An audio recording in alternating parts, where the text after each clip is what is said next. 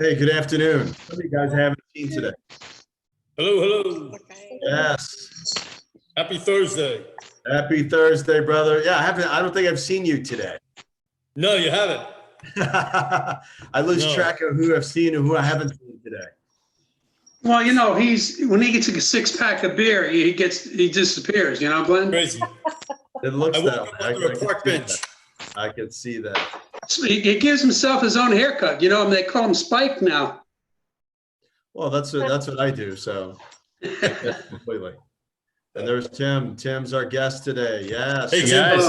Tim, We're gonna. How are you? How we doing?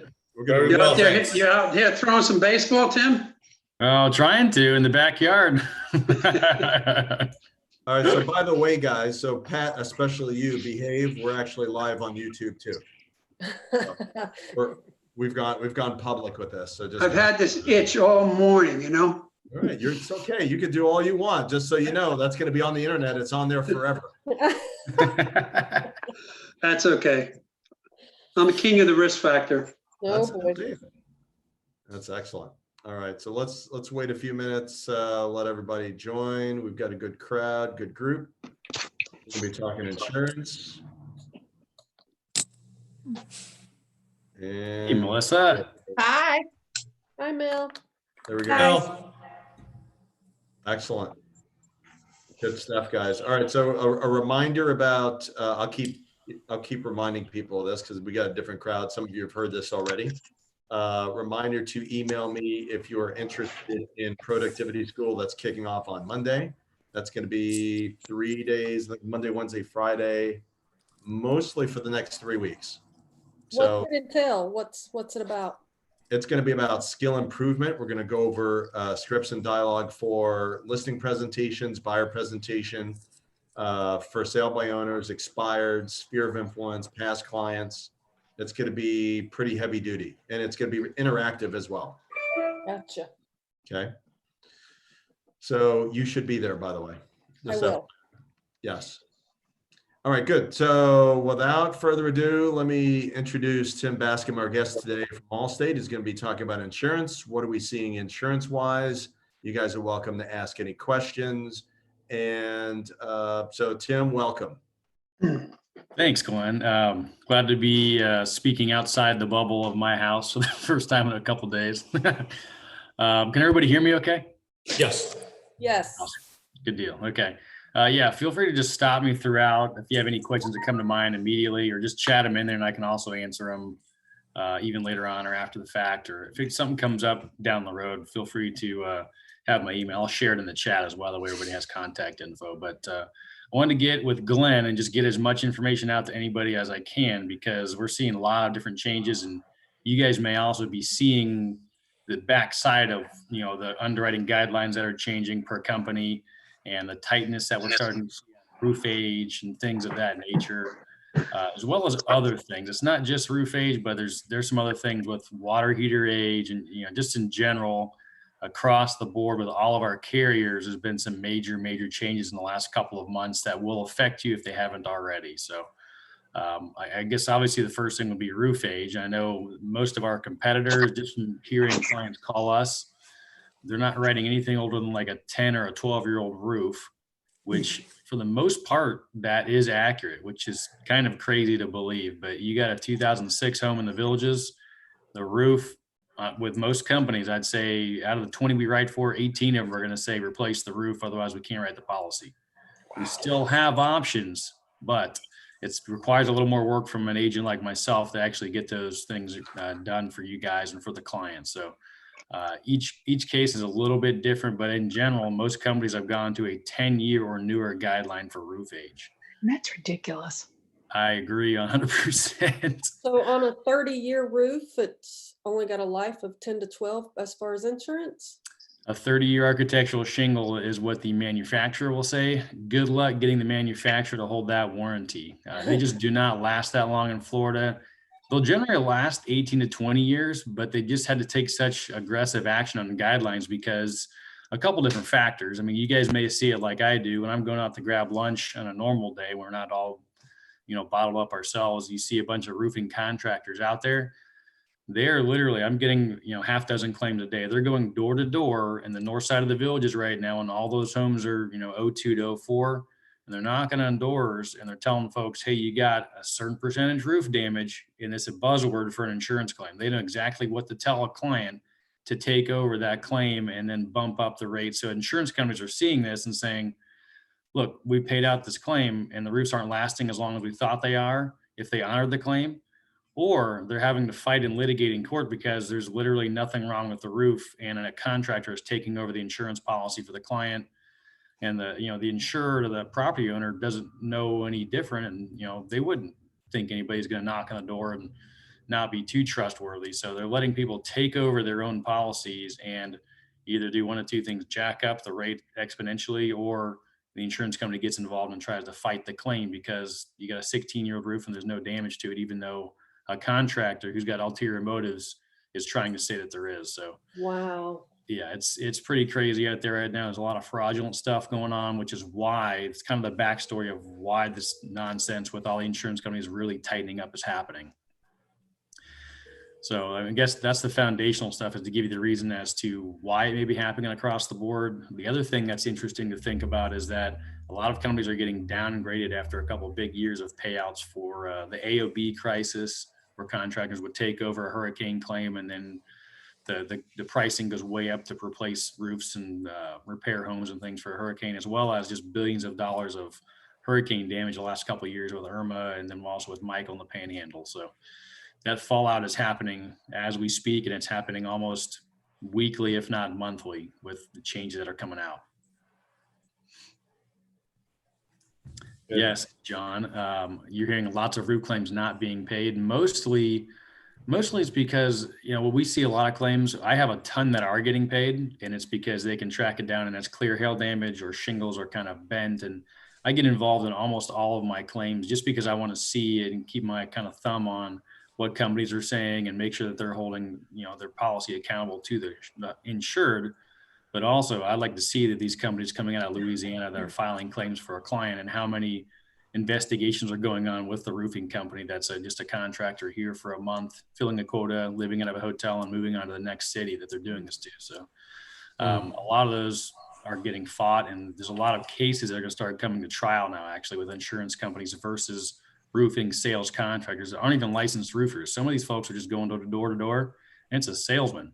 It's not even a roofing contractor, and they're out of Louisiana. They're here for a month, and they take their fleet of vehicles and they move down to Tampa or Jacksonville or wherever. They're just here to fill a quota of roofs that they got to get replaced. So it's case by case. I get involved in every one of them. So that's just kind of the little note I would tell you as a local agent, is that I don't want any one of my clients to get a raw deal, nor do I want the insurance company to, not know what's going on in our area. So it's kind of a give and a take, but I'm involved almost every one. Tim, how often have you seen that over the last 6 months? Where claims are not getting paid, or the frequency of the claim getting filed with a roofing contractor involved, or Just kind of like you're talking about the companies from Louisiana. How often is that happening? Is that once or twice, or are you seeing 20, 30? over 40? the last 6 months, up until about a month and a half ago, 2 months ago, not at all. So they just kind of swarmed like locusts for some reason. I think it's because they knew the frequency and the amount of homes being built, and they can just pull a property appraiser tax roll like we can to see, 1,800 homes got built in Sumter County. So they're going to be in this area because they know the propensity of these roofs aging to a certain point where they can actually get this stuff finagled through is pretty good. But 4 months ago, it didn't happen at all. December rarely happened. January, February, March, and now weekly. So it's happening quite a bit. Allstate as a whole, we do things a little differently with claims. We pay out, I see us paying out a lot more claims and honoring the policy a lot more than most companies do. But also, we do have a claims investigative team that has a certain red list of these out-of-town contractors that are already being sued by other states' insurance regulation departments and other insurance companies. And they're just, getting added to the list to build up a case against them, basically. So it's going to hit the fan here soon. Makes sense. Yeah, it's affecting everyone, and what the fallout is going to be is the more these claims, let's say Allstate pays out a claim, maybe we could have fought it, maybe we just paid it out to pay it out. either way, statewide, that's going to mean rate increases down the road. Mm. Because you think about a 2000, let's say it's a 2008 home and the insurance premium is $1,000 a year. If one roof replacement's in there in that 12 years, that's the entire premium out the door on one policy. That's a widespread type deal. You just can't account for that with the analytics and the actuarial stuff behind the scenes to kind of equate for that happening, because it's never happened in the past that frequently. They can account for some claims, but you can't think every 10 years as a roof is going to be replaced, and you count for that premium. And now that they're having to, those rates across the board are going to go up. But it's good to have all those options. We've got a full brokerage, so I can kind of see which companies are really getting hammered bad because they're taking large rate increases, and some that are more steady. Like we haven't with Allstate taken any rate increases. Other companies like St. John's are taking significant action, like a 10-year guideline on a roof age. Otherwise, they won't write the policy. Steve has a question. Sure. I have a listing coming up in about a week or so. It's a 15-year-old. It's in Lynn Haven, so it's about a 15-year-old roof. She just recently had two neighbors on her street claimed the roof damage, got new roofs, whatever. She called the company. They said two companies came out and said that her roof shows about a 5-year life expectancy. It's in good shape, so she says. Now I'm going to get this listing in a week or so.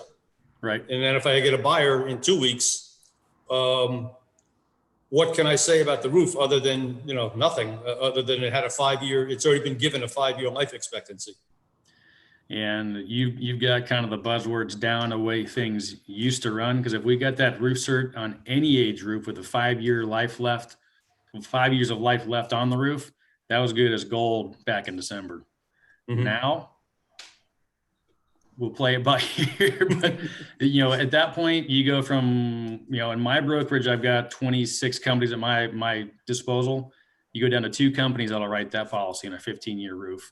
Wow. So it gets tricky. And even those companies are still starting to scrutinize even a 15-year-old roof. If they see curling shingles and wear and tear and stuff like that you can kind of see with the naked eye, a lot of those are still going to say, look, it's at its life. The inspector can say what he wants to say, but here's the claims and here's how we were paying out these roofs. We just don't want to afford to take this risk on. So, Tim, you get that to an insurance professional to get an answer, and someone that actually has answers to give or the options at their disposal, the better you'll be. The trick is going to be if you go to a certain agent that just doesn't have the options at their disposal, or if they are captive and they can't do anything but 1 or 2 companies, like you got my company or you go to Citizens, they're going to tell you a whole different story than what's actually out there. So it's, the value is get to someone that has a lot of options, and I'm here. Tim, that's going to be a major problem up in this northern area. I mean, I live in the village of Piedmont. There's 900 homes. All of them are built in 2002, 2003. Yep. Chatham, Calumet, Briar Meadow, all these up there. You're talking about 10,000 homes, all Absolutely. over 17 to 18 years old. So it is going to be an issue for us. Yeah, I'm trying to get this out there as much as I can. I'm doing something at least weekly, but this is why I'm in front of you guys right now, is because if we can work on a problem on the front end versus a blowing up a closing, that's the goal for really everybody, obviously. But, the more you hear it, I just want to get you the information as soon as I can, because it's going to come out there. The major companies in our area, like a St. John's or a Universal Insurance or an ASI or American Integrity, they're not touching a 15-year-old roof at all. And some are even tighter than that. Their roof age is all 10 years, but St. John's has said, we're not going to write anything that's over 10 years old or under 300,000 of value on coverage A, their replacement cost coverage. So they're even getting a little bit tighter than that. And it's not just 1 or 2 companies. I mean, some led the way, but I gave it a few months and St. John's came out and did it. And then Universal did. And then we hear from clients that we have a golf cart policy for, and they have their home with ASI through the villages. They go back to buy another home and it's an 08 and the villages says, we don't have a single option for you. And then they call me and do it and we can get it done. But that's pretty enlightening that the villages is turning away a 2008 home with American Integrity or ASI. And I'm very familiar with them as well as my competition to the main competitors that we have in the area, because the villages write so many policies and they're so streamlined with how they do things. It's impressive, but knowing that they're turning it away and I'm getting business because of it tells me the entire market is trending in that direction, unfortunately.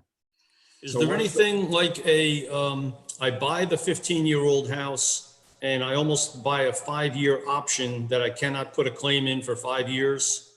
And Smart something like man. No, I wish there was.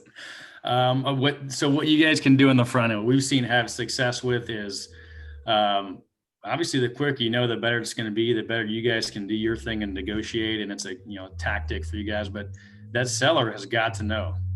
They're going to run into it if they think it's BS and the first buy they let go, that second buyer is going to come and say the same thing the insurance company is going to tell them again. So it's going to happen in a repetitive cycle.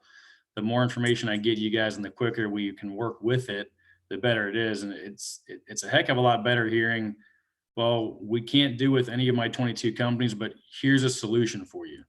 And that's where we kind of come in. It's not just a no and sorry, having a good day, go call someone else. It's can't do this, but can do this. So if we have roofing contracts or escrow holdbacks built into negotiations or into contracts, those kind of things can get done. So if you got a 17-year-old roof and there's some kind of agreement between the seller and buyer, maybe they don't hold anything back, or maybe the buyer just says, okay, I get it, I'm getting a great deal on the home, I'm going to replace the roof within 45 days.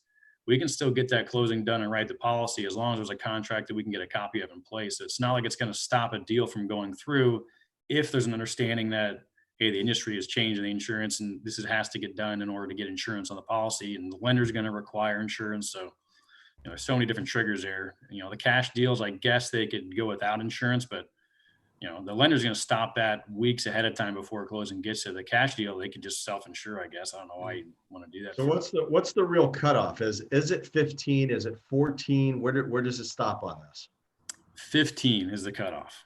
Okay, so 15 is the cutoff. And even with that, I'd caution you and say, get a call in to some insurance professional as soon as you can, just to say, what are you seeing? And I'm a little different. I'm more of an old school guy. I'm involved with all of my sales agents as well as claims. I will go buy a house and look at it myself and just see, because let's say it's a 15-year-old villa, which has a 3-tab shingle on it in the villages. A lot of those shingles at 15 years are completely granular. The granulars on the asphalt shingle are completely gone. It's curled up. So even though we can't really tell with a satellite image and we'll bind the policy and get the closing done, that insured on the back end may end up being in a world of hurt, because the insurance company is going to say, well, look, we inspected it after closing with our due diligence phase that we have with the state of Florida, and it's just bad. The shingles are gone, and it's you guys wouldn't know about it. I wouldn't know about it as an agent writing the policy until someone goes out there and inspects it. I would much rather spend 15 minutes, go drive by a house, not have an insured, a client being mad at me, but also saying, well, why wasn't I made aware of this by my realtor? Why did I know by the lender? They don't know what they don't know. And I'd rather say, look, I'm gonna be honest with you, this thing's got some major curling. It's gotta be an issue that's gonna be addressed, because 60 days after closing, I'm thinking they're gonna get a cancellation notice. And we've seen that a couple of times, and that really made me start saying, okay, I'm gonna start driving by some of these that are suspect and just avoid the situation altogether. So they're not taking inspection reports or roof certifications. They're not just disregarding it, and they're just basically just black and white age. Over 15, no good. Over 15 is really no good. We had the last couple holdouts were going up to 19 years old as of 2 weeks ago, but that Federated National and a couple other ones actually just shut it down to 15 years and newer. And there's other companies that'll do it at actual cash value, like Tower Hill. They'll do an ACV policy, and the difference in the two is one's full replacement cost on the home, including the roof. A company like Tower Hill will do that, but they will also do actual cash value, ACV, meaning the roof. If there was a claim on a 17-year-old roof, you're going to get a payout of about $2,000 instead of 15 to replace the roof. Mm-hmm. And that's, it's very clear in the policy guidelines. We as agents go over that very clearly. The trick there is that there's financing involved. The lenders, most times, they don't like that.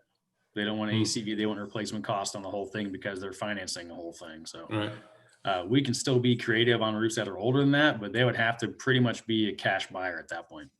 What about something like where the person buys a 15-year-old roof and the insurance company notifies them, you've got 12 months, 24 months to replace your roof versus 45 days? Yep. So, and again, an agent can get involved and kind of massage a situation like that. But if they think the roof is going to be nearing its useful life and it's out of that 60-day phase of, hey, we wrote the policy and you've got 60 days to either inspect if you'd like to, Mr. Insurance Company, or not, it gets past that point, they cannot cancel the policy. They can only non-renew the policy. And that's when you'll see a company come out midterm with 6 months to go before renewal and say, look, we're giving you plenty of time here, but this roof is crispy. It's got to go, figure it out, but we're giving you plenty of time to do so. Yeah, that's helpful information. And obviously, when you're on the buyer side and you've got a buyer that's buying a home, even with, that's a 13-year-old roof, that in a couple of years, you've got to be able to tell them that, hey, in a couple of years, you're going to have to do this potentially because you may not be renewed. That's a definite possibility. The more info I can impart as I hate to use the word tactic, but the more you know ahead of time, the better you can kind of massage the situation yourselves for either a lister that's going to list the house with you or a buyer that you can going to come into. Because if it's a 16-year-old roof on the north side of the village and you got that buyer, I'd be telling the buyer, look, you may want to go get a quote right now and hear what the insurance company has to say. Don't take my word for it, but what's going to come for me is, look, you're gonna have to negotiate on this. You're gonna have to do some kind of holdback. The seller's got to understand that things have changed. It ain't like it was even in December of 2019. It's completely different than it is right now. Hey, Glenn, can we segue to another topic? Can I ask him something? No, of course not.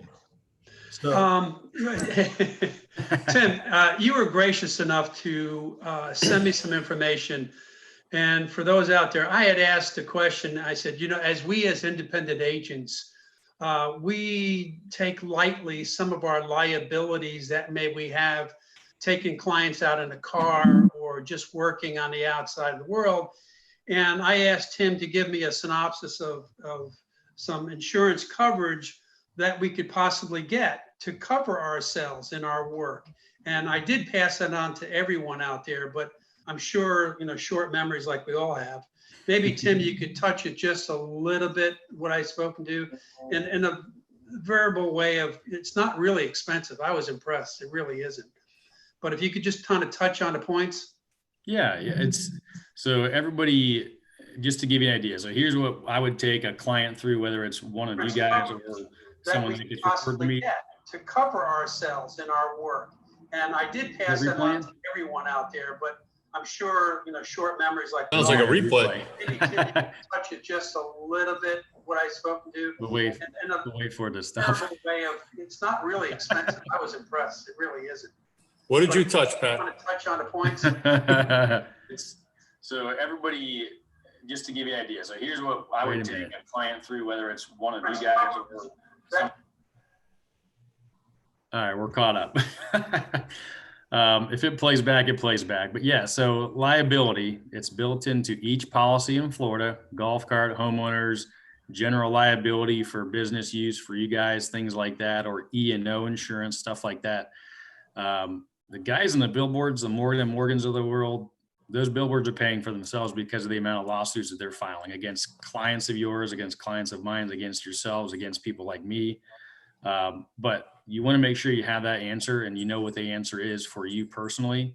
And that's what we take each one of our clients through. If it's rather, I don't care if it's just a golf cart policy. If you run over somebody's toe and they sue you for $100,000, you're going to want to know what assets are attachable, what assets are not attachable, and how you're liable in each one of the scenarios. And I think that's just one step really where we shine, is that we take everybody through that step, regardless of what kind of policy you have with us, because Florida in general is just a whole world different than Georgia or North New York or really anywhere else.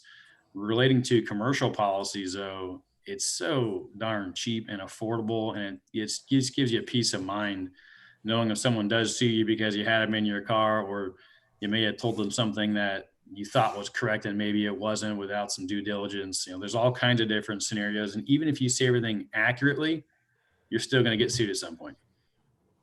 We keep huge notes. We keep timestamps on everything that we do as an insurance agency. I know I'm going to get sued.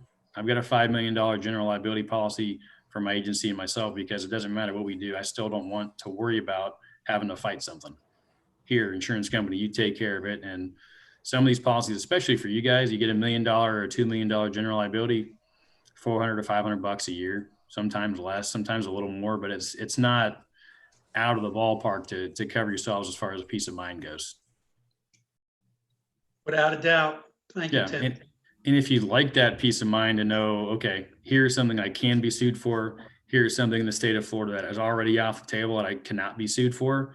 That's kind of that extra step we take everyone coming through the door through that step, because most people are here from out of state. They've had policies in New York for 30 years, and maybe the agent up there, I don't assume that they went through the same thing we do for our clients, but maybe they did. It doesn't matter, because it's still so different in Florida that you're retiring, your 401k comes down here, and now you got a brokerage account. Oh, that's attachable. The 401k wasn't.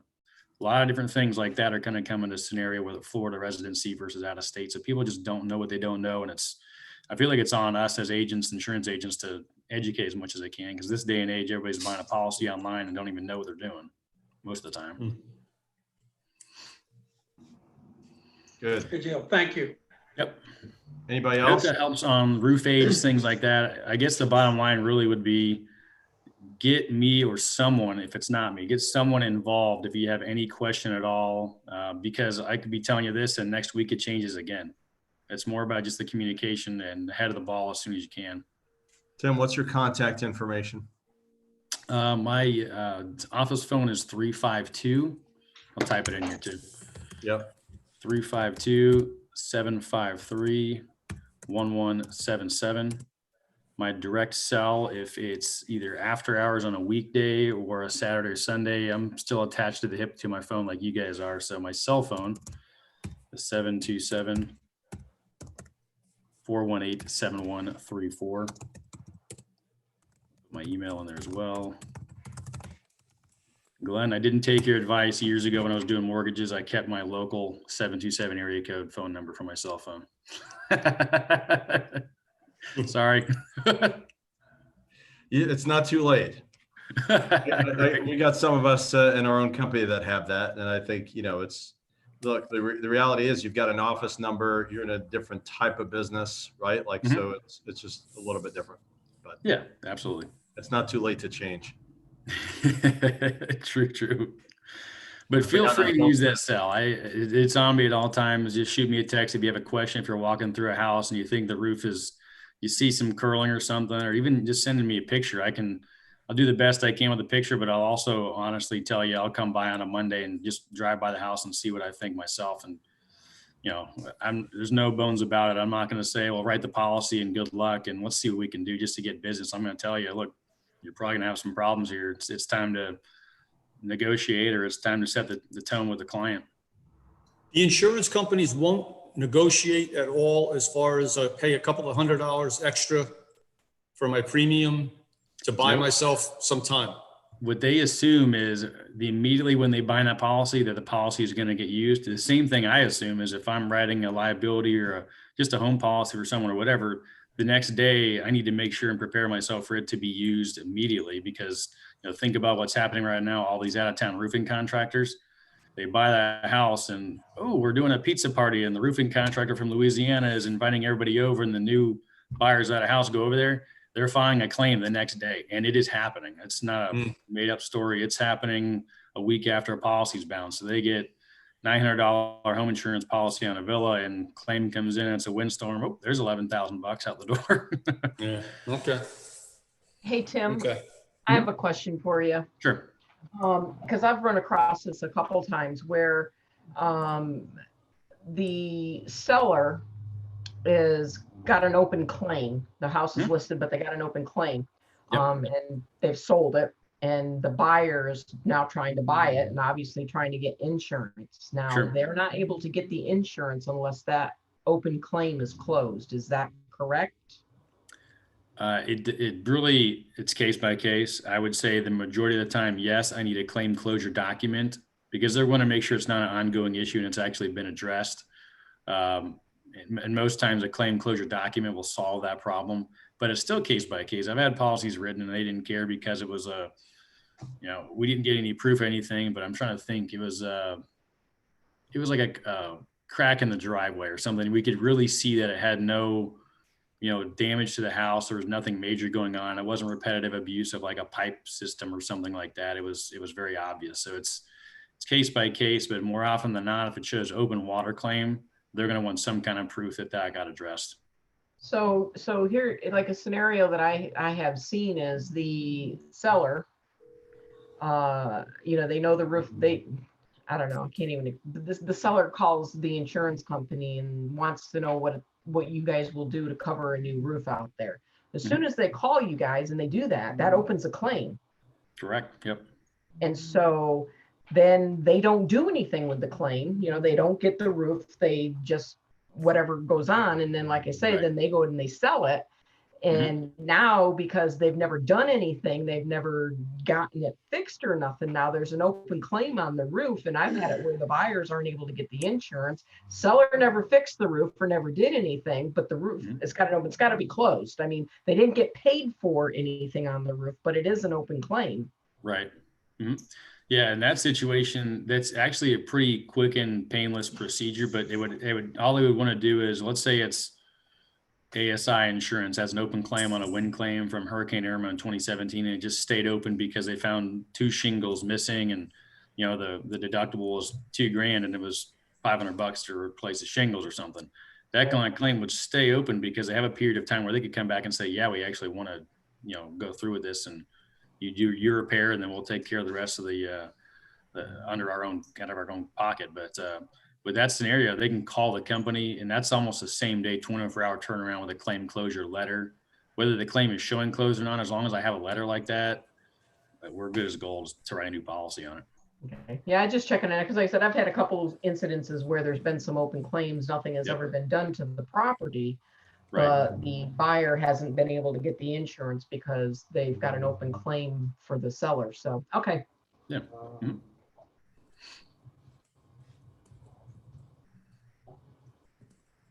Hopefully that was helpful. Yeah. Thank you.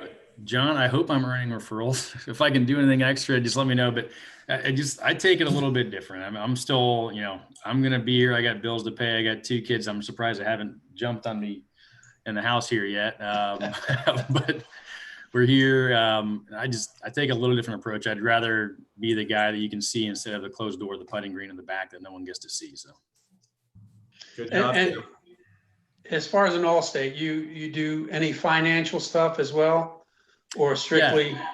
So a lot of the dovetail of the liability conversation is we're going to go over assets that are protected and some that aren't. And just by happenstance of having that conversation, a lot of questions get asked, but I'm fully licensed across the board, and we work with all the companies out there in a full financial brokerage. And actually we lead the state of Florida for Allstate with financial production, mainly because of our demographic. And there's a lot of retirement income type things that are needed. That's not the bread and butter as far as what pays the bills, the home and the auto and the golf carts and things like that do. But as a byproduct of covering our customers properly, that does come up, and they kind of have someone they can trust, and we can do everything a full brokerage for financial production can do as well. Cool. Good deal. Thank you. Yeah, Anybody guys. else? Any other questions before we adjourn? Looks like no other questions. Connect with Tim. And Yeah. you guys see it in the group chat as numbers. Just connect with them for any questions, anything on insurance for sure. Tim's the man, Glenn, right? 100%. I love it. I love it. What's that? We're looking at that picture behind you. You've got like a woman behind you. It is. It's my guardian angel. She's got a gun pointing right at you, Glenn. Don't forget, it's got to go through you to get the Glen. If you notice, I sashay to the right over here. He gets shot in the back a lot. Don't worry. Tim, thank you very Hey, much. Tim, thanks a million, buddy. Did a great job. Thank you, Thanks, guys. Tim. It was a Appreciate pleasure. it. Y'all have a good one. You Have a too. good day, everybody.